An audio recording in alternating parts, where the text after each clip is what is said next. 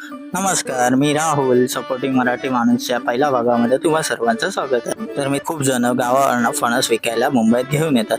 तर असेच फणस विकायला सावंतवाडीतले 2 मुलं घेऊन आलेले आहेत इकडे.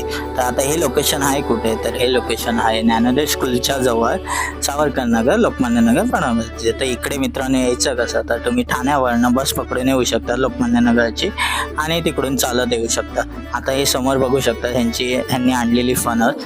तर हे फणस आहेत कसे आहेत ते आता आपण विचारूया. तर फणस होते हे 200 रुपये आणि 250 रुपयापासून स्टार्टिंग आणि 500 रुपये, 550 रुपये जसे साईजवर आहे डिपेंड.